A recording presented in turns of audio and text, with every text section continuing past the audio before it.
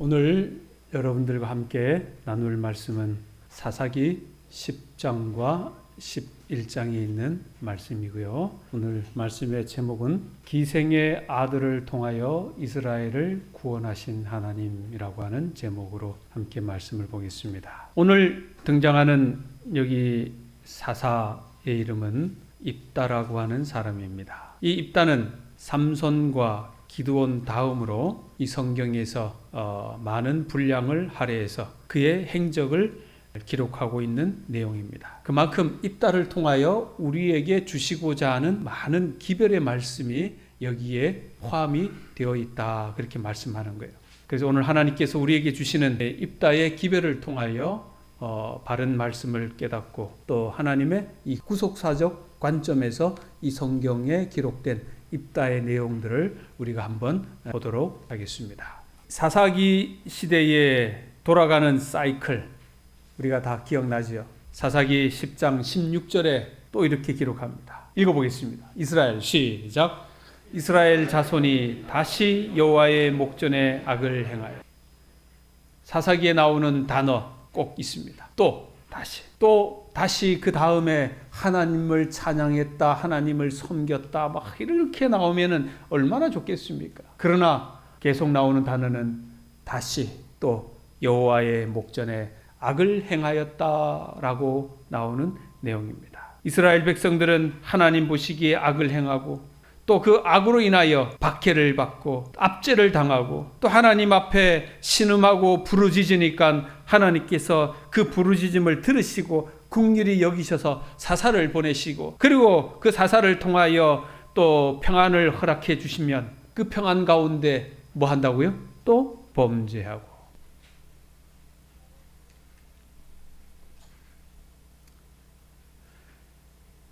문제는 이러한 사이클이 계속적으로 반복이 된다는 것입니다. 그저 한 번으로 끝나는 것이 아니라 사사기 끝까지, 아니면 어쩌면 구약 시대 내내 이스라엘 백성들은 반복하는 거예요. 오늘 입다가 시작하는 첫 이야기의 사사기 10장 6절에서도 보면 이스라엘이 하나님 보시기에 악을 행하였다라고 그렇게 기록하고 있는 거예요.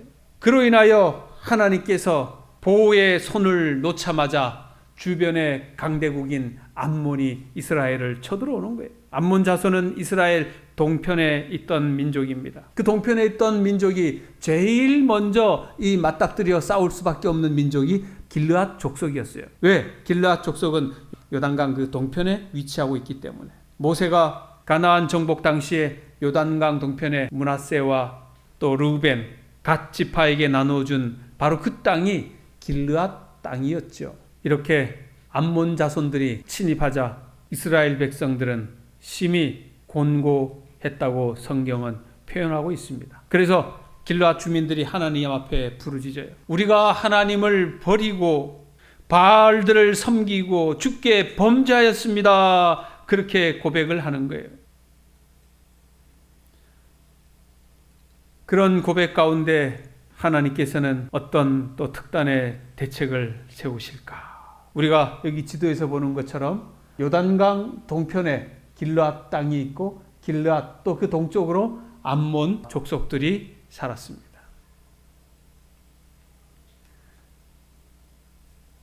사사기 10장 15절에 있는 말씀에 보면 우리가 범죄하였습니다.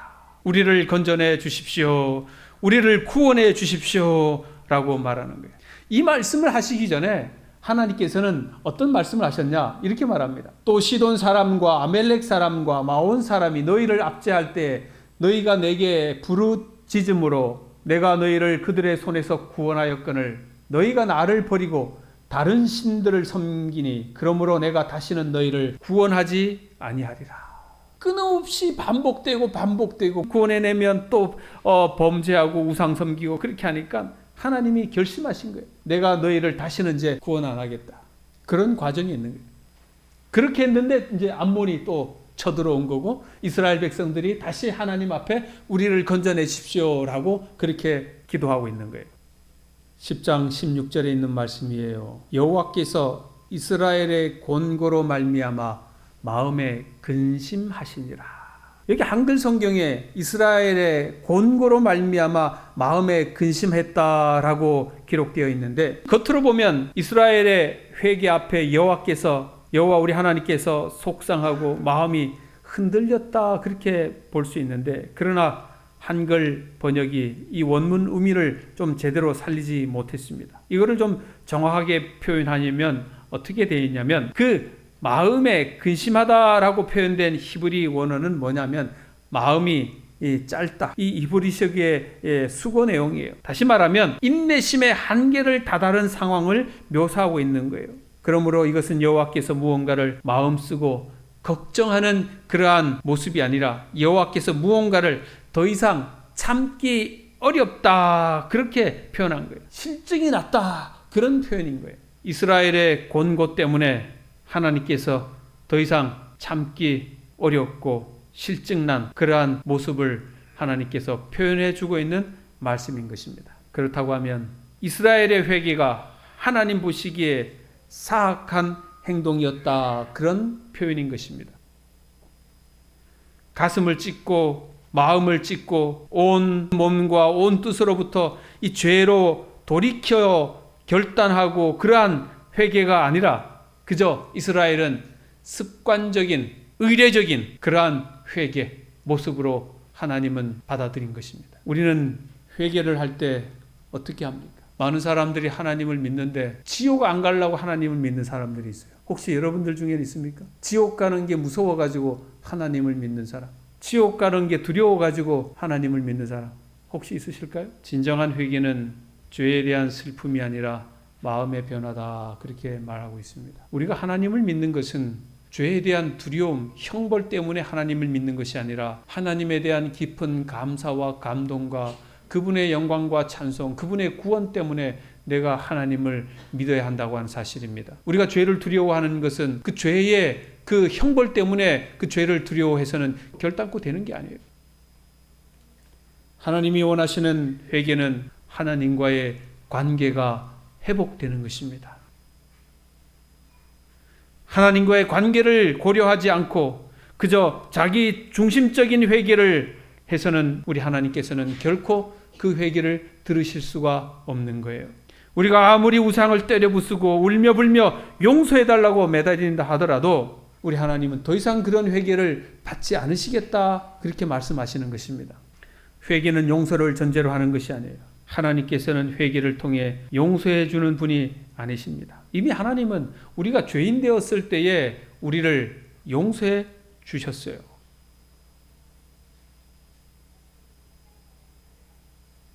그래서 우리의 회개는 하나님을 만나는, 하나님과의 관계를 개선하는 그러한 회개가 동반되어야 한다는 것입니다. 그것이 진정한 회개예요. 여러분들이 회개를 하셨다고 하면 그 회개 속에는 하나님을 만나셨어야 되는 거예요. 여러분들이 눈물을 흘리시고 여러분들이 참회를 하셨다고 하면 그 속에서 용서가 아닌 용서를 하시는 하나님의 은혜를 경험을 하셔야 한다는 것입니다. 하나님을 경험하지 아니하고 하나님의 구원을 경험하지 않은 이상 그것은 올바른 회개라 볼 수가 없는 거예요. 사사기 10장 17절에 이렇게 말해요. 그때 암몬 자손이 모여서 길르앗에 진을 쳤으므로 이스라엘 자손도 모여서 미스바에 진을 치고 길르앗 백성과 방백들이 서로 이르되 누가 먼저 나가서 암몬 자손과 싸움을 시작하랴. 그가 길르앗 모든 주민의 머리가 되리라. 여기 있는 이 말씀을 여러분들이 잘 아셔야 됩니다. 지금 암몬과 길르앗 미스바에서 대치하고 있는 상황이에요. 이스라엘 백성들이 적과 싸우기 위하여 모이기는 했는데 거기에는 누가 없다고 하는 말씀입니까? 싸움에 나갈 장수가 없다는 거예요. 리더가 없다는 것입니다. 그래서 여기서 말하는 거예요. 누가 먼저 나가서 암몬 자손과 싸움을 시작하겠느냐 그 말하는 것입니다.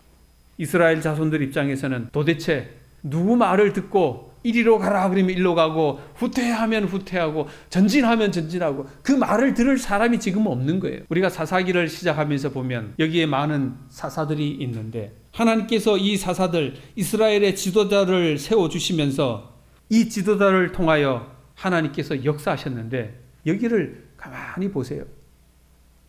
뭐 어떤 사람은 태양을 멈추기도 하고 말이죠. 어떤 사람은 이 항아리 깨트려 가지고 횃불로 막 이기기도 하시고, 어떤 사람은 그냥 성을 그냥 7번 들어 가지고 이기기도 하시고, 여러 가지 방법으로 이스라엘 백성들을 도우셔서 승리하게 하셨는데, 그런데 지금은 어떤 문제에 봉착했느냐? 누가 먼저 나가서 이 백성들을 이끌고 싸움을 진두지휘할 사람이 없다는 거예요.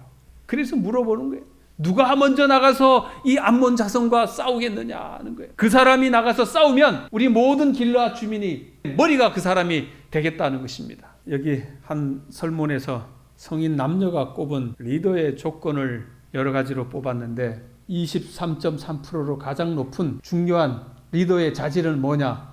책임감이다, 그렇게 표현하고 있어요. 리더는 뭐다? 책임감. 이제 여러분들이 리더시면 책임감이 있으셔야 되는 겁니다. 각 부서의 부서장이면 그 부서에 책임감이 있으셔야 돼요. 하늘이 무너져도 그 맡은 것은 하셔야 되는 거예요. 그게 바로 리더의 이 자질이다 하는 거예요. 두 번째, 판단력, 소통 능력, 뭐 다른 여러 가지들이 있습니다. 치명적인 단점은 독불장군, 소통 부재. 이거 정말 싫어한대요. 혼자 하는 건 정말 싫어한대요. 함께 하셔야 되는 겁니다. 소통하셔야 되는 거예요. 함께 의논하고 서로 나누고. 그게 성인 남녀가 뽑은 리더의 조건이라고 그렇게 표현하고 있습니다. 또 다른 리더의 조건으로 여기 보니까 상황을 이해하고 경청해주는 태도가 가장 많이 나왔다는 것입니다. 상황을, 큰 흐름을 이해하고 리더는 이 경청해주는 자세, 말하는 리더가 아닌 들어주는 리더, 그런 사람을 뽑고 있다는 것입니다. 두 번째, 뭐 비전을 갖고 끊임없이 노력하는 뭐 여러 가지 조건들이 있지만 가장 중요한 것은 여기 첫 번째 이것을 한번 여러분들이 봐주시면 됩니다. 한 신문에 기자가 써내온 내용입니다. 직원은 직위가 아닌 사람을 따른다. 그 사람이 과장이고 부장이고 사장이고 뭐 이사고 그렇게 해서 따르는 것이 아니라 직위가 아닌 사람을 따른다. 그런 칼럼을 썼어요. 여기 좀 자세하게 보면 부하 직원들은 완벽한 리더를 원하지 않는다. 그들은 진실한 리더를 원한다. 그들은 리더가 솔직하기를 원하며 너무 엄하지 않기를 바란다. 그들은 리더와 의견은 더 적게, 경험은 더 많이 공유하기를 원한다. 그들은 리더와 대화하고 싶어 하며 좋은 관계를 형성하기를 원한다. 나는 우리 사회가 특히 진실성을 간절히 원하고 있다고 생각한다. 이런 리더를 원하는 거예요. 여러분들도 이런 리더가 한번 되어보시게 되길 바랍니다. 훌륭한 리더의 조건은 머리보단 성격이 좋아야 한다. 뭐가 좋아야 한다? 성격이 좋아야 한다. 우리 교회 리더하면 장로님들인데 장로님들 성격이 좋아하셔야 됩니다. 그렇게 생각하십니까? 별로 대답을 안 하십니다. 어쨌든 장로님들이 성격이 좋아야 됩니다. 담임 목사도 성격이 좋아야 합니까? 목사님이나 장로님들이나 우리 집사님들도 성격이 참 좋아야 됩니다. 그런 교회는 발전합니다. 감동적인 수사법이 필요하다. 늘 감동을 줘야 되고, 그 다음에 리더는 도덕적이어야 한다는 것입니다. 그 다음에 리더는 시대의 구체적 표현이다 그랬습니다. 두세 개의 주의 목표가 있어야 한다. 이러한 것들을 리더는 갖추고 있어야 한다는 것입니다. 자, 그런데 지금 왜 리더 이야기를 하느냐? 지금 입다를 부르는 그 시점에 이스라엘에 뭐가 없다는 거예요? 리더가 없다. 그 이야기를 하는 거예요. 사사기 1장 1절에 시작하는 말씀은 이렇게 시작합니다. 사사기 1장 1절이에요. 여호수아가 죽은 후에 이스라엘 자손이 여호와께 여쭈어 이르되 우리 가운데 누가 먼저 올라가서 가나안 족속과 싸우겠습니까? 이것은 하나님 앞에 물어보는 거예요. 그런데 여기 사사기 10장 18절에 길르앗 백성들과 방백들이 서로 이르되 누가 먼저 나가서 암몬 자손과 싸움을 시작하랴. 이것은 똑같은 그러한 내용들이지만 이거는 백성들에게 물어보는 거예요. 앞에 사사기 1장 1절은 하나님 앞에 누가 먼저 올라가겠습니까? 라고 물어보는 거고, 두 번째 10장 18절에는 백성들 앞에 누가 우리가 먼저 나갈래? 우리 중에 누가 나갈래? 그렇게 물어보는 거예요. 이거는 이스라엘에 지금 지도자가 없는 거예요. 다시 말하면 이 말은 무슨 말이냐? 하나님, 우리에게는 지금 과거 여호수아와 같은 그런 지도자가 없습니다. 전쟁을 이끌어 나갈 지도자가 없습니다. 그렇게 말하는 거예요. 그래서 우리가 사사를 누구로 세울까요? 라고 물어보는 거예요. 그런데 하나님은 그들 가운데 계시지 않았던 거예요. 왜? 그들의 회개가 진정한 회개로 보이지 않았기 때문에, 그저 형식적인 회개로 보였기 때문에, 그저 하던 대로 그런 회개였기 때문에 그랬던 거예요. 그런 회개를 하나님이 뭐 하셨다는 거예요? 실증을 냈다는 거예요. 우리의 회개를 하나님이 들으시고 실증 내면 어떨까요? 자, 여기 사사들이 쭉 나오잖아요. 이 사사들을 누가 뽑았습니까? 누가 선택했습니까? 하나님의 거룩한 영에 의하여 이 사사들이 다 부름을 받았습니까? 그렇죠. 다 그렇게 했습니다. 자, 그런데 오늘 등장한 입다라고 하는 이 사람은 어떻게 됐느냐? 하나님의 부름에 의하여 세워진 것이 아니라 백성들이 의논해서 이 입다를 세운 거예요. 그러니 이 앞에 있는 이 사람들하고 입다하고는 전혀 달라요. 그전까지는 하나님의 영에 의하여 이 사사들이 다 선택함을 받았지만 오늘 등장하는 이 사사는 백성들이 세운 사사들인 거예요. 여기에 큰 문제가 있습니다. 그런데 이 백성들이 자기들 마음대로 정하려고 시도했던 이 사사, 이 시대가 얼마나 타락했는지를 오늘 여실히 보여주고 있어요. 바로 그 시대상을 여기 성경은 우리에게 말하고 있는 것입니다. 자, 그런데 이제 사사기 11장 1절에 어떻게 이야기하느냐? 여기 보니까 길르앗 사람 입다는 큰 용사였다, 이렇게 성경은 표현하고 있어요. 좋은 말이죠. 그런데 그 뒤에 게 없으면 좋은데 누가요? 기생이 길르앗에게서 낳은 아들이었고, 그렇게 표현하는 것입니다. 여기서 큰 용사라 그렇게 표현하는 이 말은 갑보르 하일이라는 말입니다. 이거는 다른 말에서 영웅이에요. 히어로, 영웅, 전사라고 하는 말입니다. 이 똑같은 말을 어디에서 썼느냐? 여기 사사기 6장 12절에 썼는데 기드온을 부를 때에 썼던 말이에요.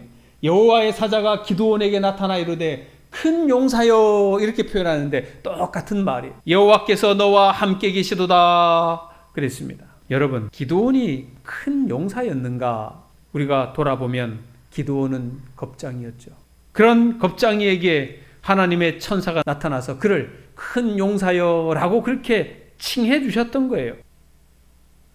그가 큰 용사가 될 수 있었던 유일한 단서는 뭐냐면 이렇게 나와요. 여호와께서 너와 함께 계시도다. 이것 때문에 그런 거예요. 뭐 때문에? 기드온이 큰 용사가 될 수 있었던 것은 뭐 때문이라고요? 여호와께서 기드온과 함께 계시기 때문에 그가 큰 용사가 되실 수 있었다, 그렇게 이야기하는 거예요. 다른 이유가 없는 것입니다. 기드온은 정말 작은 사람이고 겁장이고 숨는 사람이고 그러한 사람이었던 거예요. 그러나 그런 사람을 큰 용사로 불러주신 것입니다. 그러한 기드온에게 큰 용사라고 불러주신 하나님께서 오늘 여기 이 길르앗의 아들 여기 입다에게도 동일하게 큰 용사라고 불러주었는데, 그런데 이 사람이 정말 큰 용사라고 불릴 만한 조건이 있는가 하는 거예요. 자, 여기 보면 기생이 길르앗에게서 낳은 아들이다. 두 번째 보면 아버지 집에서 쫓겨났어요. 그 형제들이 이 사람을 쫓아냈어요. 너 같은 놈은 우리 집안 사람 될 수 없다. 쫓아낸 거예요. 그리고 그가 형제들을 피하여 다른 동네 땅으로 도망갔습니다. 그리고 도망간 그 땅에서 성경은 이렇게 표현해요. 잡류들과 함께 출입하였다. 도망가서 누구랑 같이 살았다고요? 잡류들과 같이 이렇게 살았다고 그렇게 표현합니다. 이것이 이제 성경에 표현된 내용인데, 이런 성경에 표현된 이 내용, 이것을 가지고 입다를 큰 용사여 할 만한 가치가 있습니까? 전혀 없죠.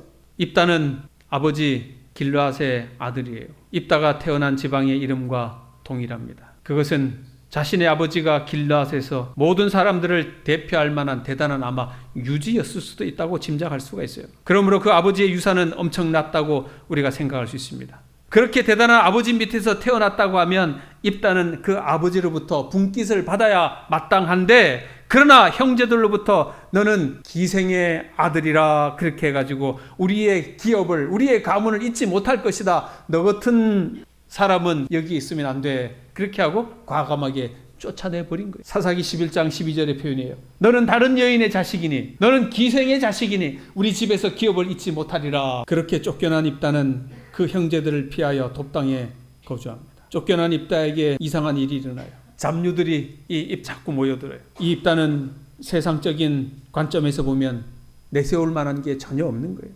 그러나 그 입다를 향하여 성경은 큰 용사여라고 표현하고 있습니다. 이것을 이해하려고 하면 우리는 이 성경에 하나님께서 세상을 구원하시는 이 구속사적인 관점에서 이것을 풀어가야만이 이것을 알 수가 있어요. 여러분, 입다는 사생자입니다. 우리가 말한 사생자는 법률상 부부가 아닌 사람에게서 태어난 아이를 사생자라 그러잖아요. 그런데 신명기 23장 2절에 사생자는 여호와의 총회에 들어오지 못하리니 10대에, 그러니까 아버지 때, 아들 때, 그 아들 10대에 이르기까지도 여호와의 총회에 들어오지 못하리라. 구약의 법이에요. 사생자를 이스라엘 총회에 들어오지 못하는 그러한 바깥 사람으로 그렇게 단죄하고 버리는 것입니다. 이스라엘 총회라고 하는 것은 이스라엘 백성들이 거하는 그러한 영문안, 이스라엘 진안을 의미하는 거예요. 그러니 이 입단은 여호와의 총회 밖에, 영문 밖으로 쫓겨난 거예요. 진 밖으로 쫓겨났다고 하는 것은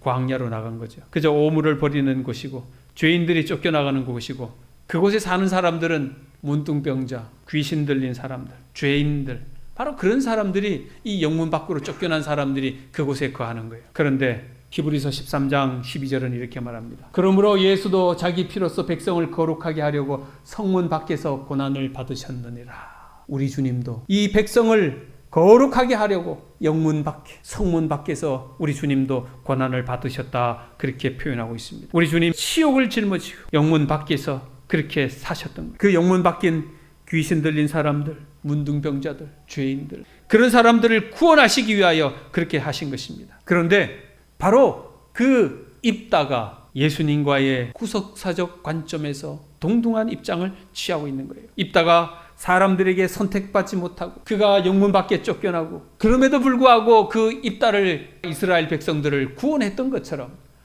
우리 주 예수 그리스도께서도 동일합니다. 사람들에게 선택받지 못, 그분이 십자가, 영문 밖에 쫓겨나서 십자가에서 죽으시고, 그리고 그곳에서 온 인류를 구원하신 바로 예수 그리스도, 바로 입다는 예수님의 표상을 그렇게 표현하고 있는 것입니다. 우리 사랑하는 삼척교회 성도 여러분, 우리들은 입다를 통하여 우리들의 실존을 확인해야 하는 것입니다. 온갖 더러운 죄들로 인하여 영문 밖으로 쫓겨나 마땅히 죽을 수밖에 없던 우리 사람들이었지만, 우리 대신 예수께서 영문 밖에 죽으심으로 말미암아 우리가 대신 살아난 거예요. 우리의 힘과 노력으로 우리가 광야의 진영 안으로 들어온 게 아니지 않습니까? 누군가는 영문 밖에서 죽음으로 인하여, 누군가는 그 죽음 때문에 살아납니다. 그것이 바로 여러분과 저라고 하는 사실입니다. 그것이 오늘 입다의 이야기고 아사셀 염소의 이야기인 거예요. 오늘 본문에서 입다가 자신들의 형제들에게서 쫓겨나고, 그 형제들은 법의 잣대, 도덕적인 잣대를 가지고 입다를 쫓아낸 것이에요. 그런데 예수님께서도 똑같이 율법의 잣대를 가지고 바리새인들과 서기관들로부터 쫓겨났다고 하는 것입니다. 예수님께서 이 땅에 자기 백성들의 머리로 이 땅에 오셨지만 자기 백성들이 아무도 영접하지 않고 오히려 쫓겨나고 버림받으셔서 영문 밖에서 그분이 죽을 수밖에 없었던 그 현실을 우리에게 보여주지 않습니까? 그래서 성경은 마태복음에 예수께서 이르시되 너희가 성경의 건축자의 버린 돌이 모퉁이의 머릿돌이 되었다, 그렇게 말하는 것입니다. 철저하게 버림받고 쫓겨난 입다에게 그저 잡류들이 몰려온 것이에요. 여기 성경에 이 잡류라고 하는 표현은 뭐냐? 무익한 사람들, 가치 없는 사람들, 바로 그런 것입니다. 그런데 예수님 곁으로 모여온 사람들이 다 어떤 사람들이었습니까? 무익한 사람, 가치 없는 사람들, 세상에서 버림받은 그러한 사람들이 예수님께로 다 다가와 가지고 그분에게서 구원을 받지 않았습니까? 오히려 그들이 예수님을 포용해주고